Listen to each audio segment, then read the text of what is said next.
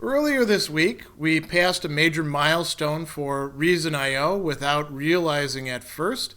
I found out in part through getting emails that showed me that people were congratulating me on my LinkedIn. So I went to LinkedIn, and sure enough, there were people saying, congratulations, you've been with ReasonIO for 5 years. Now, ReasonIO is a company that I co-founded with my wife and my partner, Andy Shaka, and I'll tell you a little bit about the story with that in a bit. So, I've been employing myself in effect, but this is an important milestone in part because it is half a decade. So I didn't have time to do anything more than just note the sheer fact of it happening in a very short blog post on the ReasonIO updates. But I thought now that I have the weekend, I would do a bit of reflection about what the significance of it is. And, it is kind of an important point in time, this 5-year anniversary. So I thought I would shoot a video about it. I'll probably do a blog post as well in Orexis Dianoetique. Maybe later on next week. I have some other things that I have to take care of with that particular blog. So I want to tell you a little bit about why this matters to myself and to Andy, and why it might be of interest to other people. I'll give you a bit of the backstory and some insight into where we're going in the next 5 years. I think it could be helpful for those who are consistent viewers of me on YouTube but aren't quite sure what ReasonIO actually is to say a little bit about it. So ReasonIO is a company that we founded essentially to give sort of an umbrella to the various activities that I was going to be involved in professionally after I left Fayetteville State University and moved up to New York, the Hudson Valley, and in effect started a new career. I'll talk a little bit more about that in a moment. So what do we do here at ReasonIO? Part of it is producing these YouTube videos, and in fact that consumes quite a bit of time and energy and attention. But we also do a number of other things. We offer online classes. We just began the very first one earlier this month on Aristotle's Nicomachean Ethics, and it's going quite well. I do philosophical counseling and some coaching through it. I do consulting that is helping out organizations and businesses. I do a lot of public speaking, and all of that is covered under ReasonIO as well. Talks, workshops, dinner addresses, guest sermons, all sorts of things along those lines. And we develop educational resources. So, if I had to say it in a quick elevator pitch, ReasonIO is a company that puts philosophy into practice by taking ideas from difficult philosophical texts and thinkers and making them accessible for everybody so that they can be practically applied. And we're doing this primarily through content, through coaching and counseling, and through all sorts of public, interactions with the general public, with organizations, with institutions. So that's what we do here at ReasonIO. I think in order to understand why this is an important milestone for myself, as I thought about it, it might be helpful for you to know a bit of the backstory that went into creating ReasonIO. And it's a complicated one, but I'm going to skip over, or rather treat in summary form some of the big points. I'm just going to give you the big picture, not go too deep into the details. Maybe I'll do other videos about some of that later on. So 5 years ago, it's May 21st right now, I was already on my way out from Fayetteville State University down in North Carolina, where I had been teaching and doing a lot of other things for about 3 years. Prior to that, my other teaching position was for Ball State University, where I taught for 6 years, but not on campus. Rather, I taught in a maximum security prison, Indiana State Prison. And before that, I was in graduate school. I finished in 2002, and so that was my progression. I did some adjuncting here and there, I did some public speaking. I gave the St. Anselm lecture in 2008. I've done some other things while I was at FSU. I started doing a lot of public speaking, as a matter of fact, there. And so you could think of me as having had, up until that point, despite teaching in a prison, a fairly traditional academic career as a philosopher. I was teaching philosophy courses and occasionally religious studies courses as well.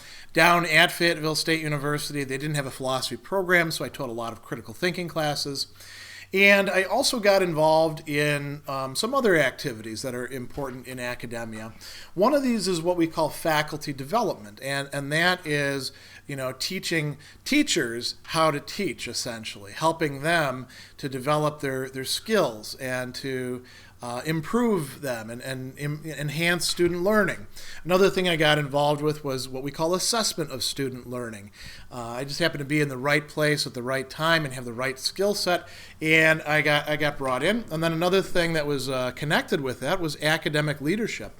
I started to be put in charge of various projects, writing reports for the dean, writing reports for the provost, and I was, I actually helped to write the 10-year quality enhancement plan for the entire institution, to defend it in front of the, SACS evaluation committee for reaccreditation. So I was getting, more and more involved. Now, at the same time, I had become involved with the woman who is my partner in ReasonIO, and also my wife, Andy Shaka. She and I have known each other since high school. There's a whole long, complicated story there that I'm not going to go into here. Suffice it to say, she was up in New York at that time at the Culinary Institute of America. I was down at Fayetteville State University, and we were doing this long-distance relationship thing, which was really no fun, except for getting to see each other. But all the travel and the being apart was not particularly fun. And we started thinking very seriously about where we were going to go with that, because we knew we wanted to get married. Was she going to come down by me? That was really a non-starter, in part because North Carolina was already in a huge budget crisis. The UNC system was being gutted from within. I was doing all right. There was always a lot of demand for the work that I did, but things were not looking particularly good. And we're Midwesterners. We weren't really that interested in living in North Carolina. The Hudson Valley in New York is fairly similar to Wisconsin, where we're both from. And she had a very good job there, so I ended up moving up there. What that meant was that I was leaving behind a traditional academic career during one of the worst recessions, not only in terms of general economics, but in terms of the job market. Just to give you an idea of what I was doing, I was actually up for early tenure and promotion. This is my binder. I actually had two of these because I was working on my second one. And this is the binder of all the stuff that was going into my tenure and promotion file. So in 3 years, I had already done so much service. I looked through my publications in there. I had 9 publications in 3 years, not including a book, which had just come out in 2011 as well. So I was, really, in a lot of ways, it seems like rather counterintuitive to do this sort of thing, because in a environment where you really ought to be risk averse more than at other times, because jobs were hard to find. I had a position where I was quite secure, and things were, looking good as far as academic progression. If I had stayed there, I probably would have been running university-wide assessment for the next couple of years to implement the quality enhancement plan, and would have been already moving up into associate professor, and then probably in another several years at that rate of publication, full professor. But, we really wanted to be together in the same place. And when it comes down to it, I'm much more risk averse and much more of a process person than Andy was. Andy was the great cheerleader for, hey, you've got some valuable skills and talents. Let's try something and see how it works. She was the one who really pushed for me to do the video work that I think most of you know me through. I was rather skeptical of that. I could talk more about that, but I'm gonna skip through that fairly quickly. So to start ReasonIO was really a leap in the dark as far as I was concerned. Andy had confidence that everything was going to go along well. I can't say that I had that at the beginning because I was looking at how things were, and then the sort of blank about how things were going to be. So that is how we actually got this started. When we first started out with ReasonIO, we actually did, you might say, a bunch of baby steps. And I didn't completely leave the academic teaching behind, but I made a very important transition, which was becoming an adjunct, which was quite eye-opening in many ways. During my prison teaching years, I was actually contingent faculty, but contingent just in the sense that I couldn't get promoted. Right, it was year to year, and no matter how much I published, and I published a lot, I couldn't get promoted. But so long as the program continued, my job was secure. With adjuncting, it's quite different. And I sent out letters to all the local schools in the Hudson Valley saying, here's my background. I'm interested in some adjunct work. Marist got to me the quickest. And I began teaching there in the fall of 2011 with an ethics class and an intro to philosophy class, both staples for Marist students at the time, although that's changing a bit with the new core. And I enjoyed it. That's when I began also filming those classes within the YouTube channel. At FSU, because the UNC system is so draconian, they want to lay claim to everything that you produce as their intellectual property. At Marist, they had no problem with me shooting video. I just had to get releases from my students. It turned out to be extremely useful for my students, and it also made the transition to online teaching, which I began doing in the spring. I'd done some hybrid teaching before, but completely online teaching. Having that video material there made it very easy to do that. And at first, most of the video production that I was doing was just lecture capture, filming in classrooms, but the videos were really getting a lot of traction. And I started doing some public speaking in the local area. Some people started reaching out to me in other places about coming to give talks.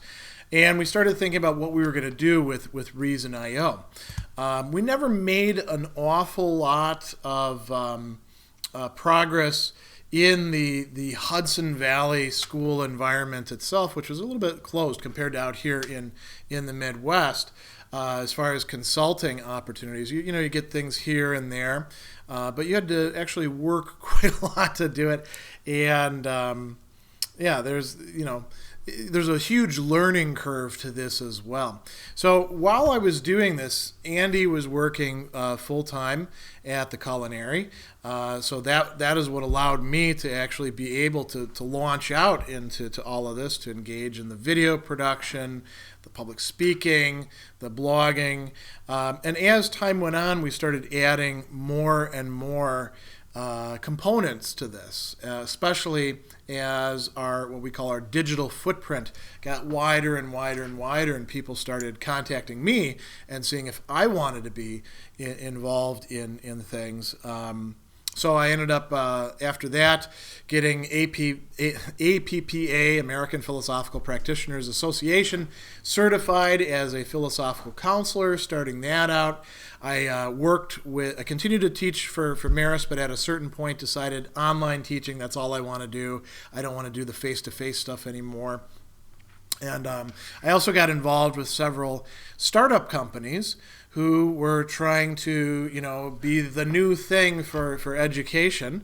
Some of them in terms of shorter classes, and I've continued to maintain some connections with a few of them. Some of them have kind of fallen by the wayside over time.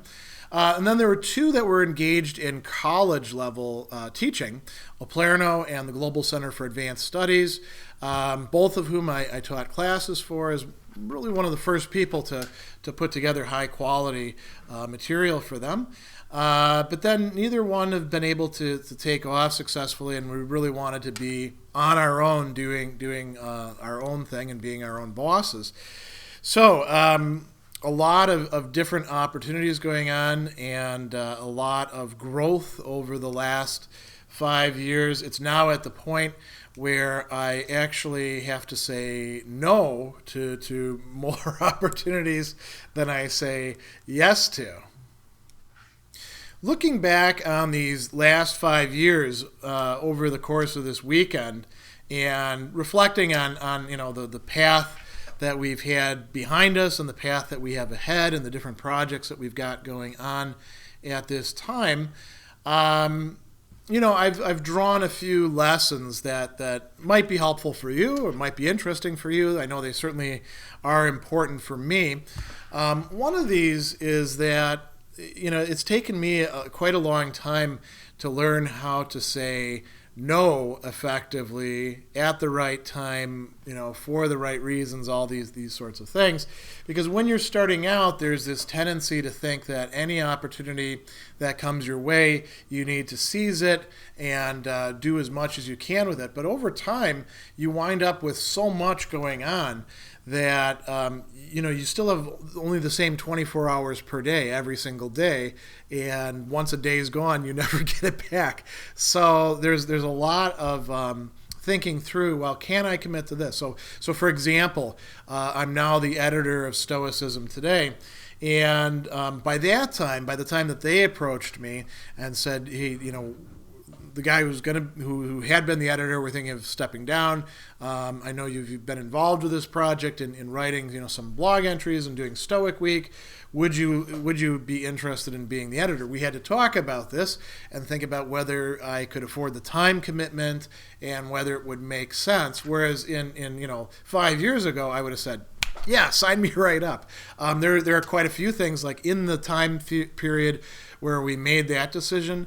I think there's about 5 other different pitches and projects that people brought to us that we looked at and then said, no, that's not our thing. That's not really a good fit. There's other things where you put in time. Like, for example, I do tutoring services. I'd been considering doing that for a while. Google Helpouts was I was one of the people recruited for that, and it worked for a while. And then Google, as they often do, phased out that product, and I continued doing the tutoring services on my own because I'd already made some commitments of time and energy to that as part of what I did.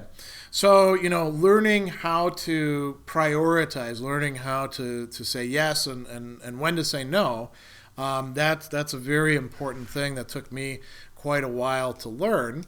Along with that, I think, goes another sort of psychological factor, which is being content with what projects you currently have going and not losing sight of the fact, it's very easy to do, of the positive good that is being generated, developed, expanded, circulated, provided by what it is that you're doing. Because it's sort of like that notion of the sphere of knowledge.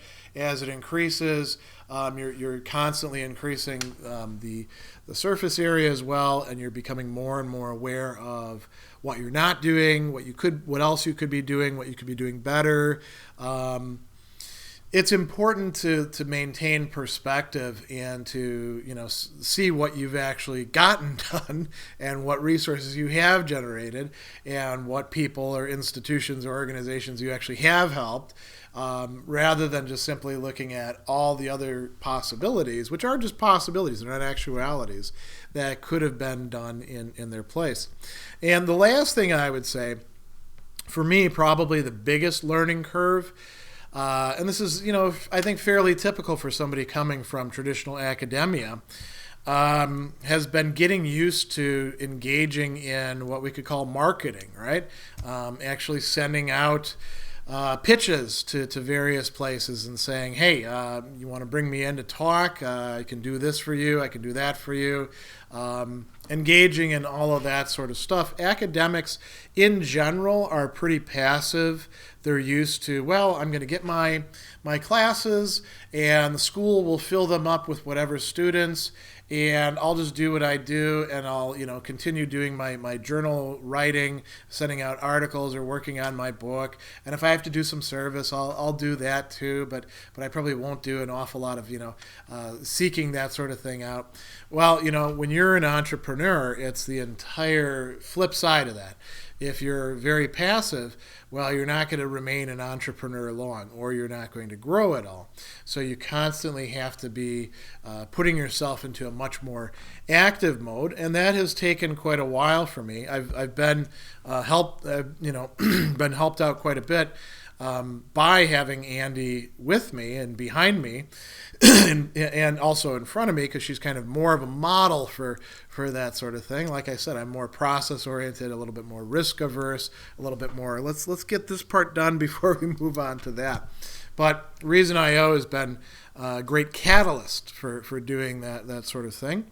So let me bring this to a close by saying that I'm really happy to have been doing this for 5 years. It's hard to believe that 5 years have actually passed.